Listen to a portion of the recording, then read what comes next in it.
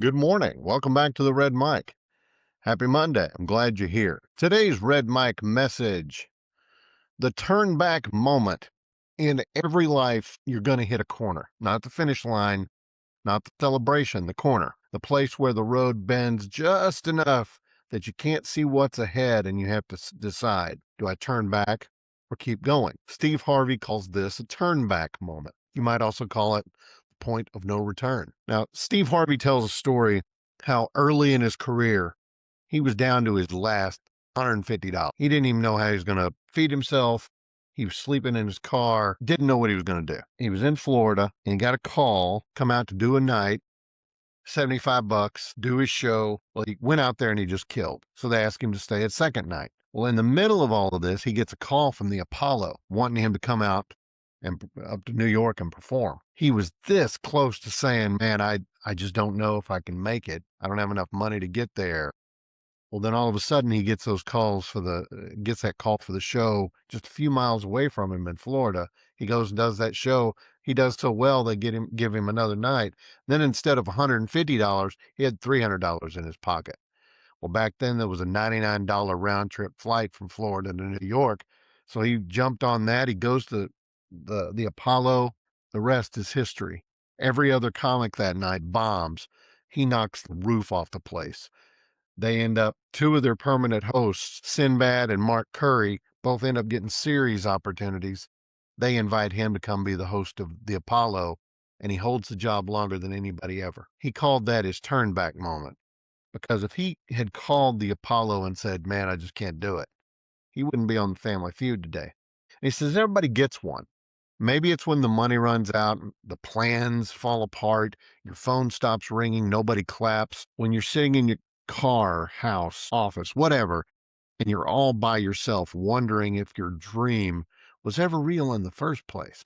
That's fear screaming at you. And it's not subtle, it's not quiet, it's crazy loud. It's you missed it. Fear saying you're too late. Fear saying you're not good enough. Fear saying this was a mistake. Fear saying you need to be realistic. Sometimes be realistic is just fear using a calm voice. But the dream doesn't have to be easy. It doesn't even have to make sense in the moment. It does have to be bigger than your fear, though.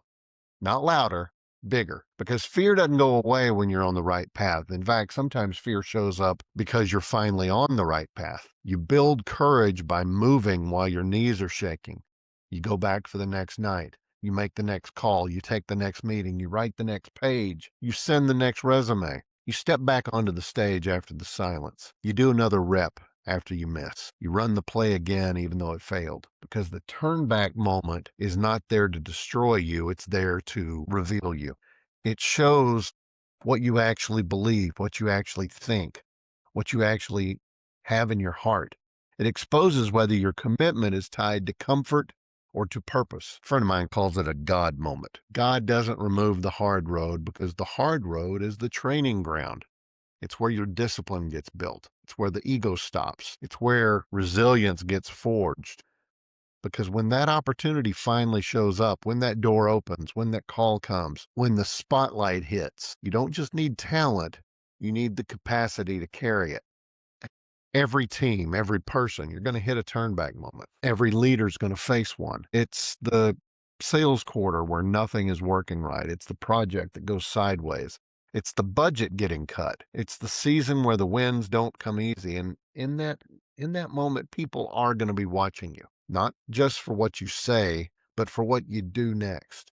Do you flinch? Do you fold? Do you start managing optics instead of solving problems? Or do you take a deep breath, steady the room, take ownership, and keep moving forward? Leadership's not proven when things are going well. It's revealed at that corner, at that turnback moment. So keep the faith, keep your vision, keep showing up, and make sure your dream stays bigger than your fear. And that's today's Red Mic message. Hope you found it interesting or helpful. I hope you're able to use some of these things in place in your own life. Please give me a like, a follow, and a share. If you want to talk, comments, whether you agree with me or not, hey, bring it on. I'm happy to talk. Today is May 4th, so may the 4th be with you. Cradle Catholic. Reminds me of one of my favorite Catholic jokes before they changed the Mass, but you'll probably still get this. How do you know that nobody in Star Wars was Catholic? Because when they said, "May the force be with you," no one said, "And also with you." I love you guys. I'll see you again tomorrow. Thanks for being here. And until next time, don't forget, life is short. Drink the bourbon. I'll see you.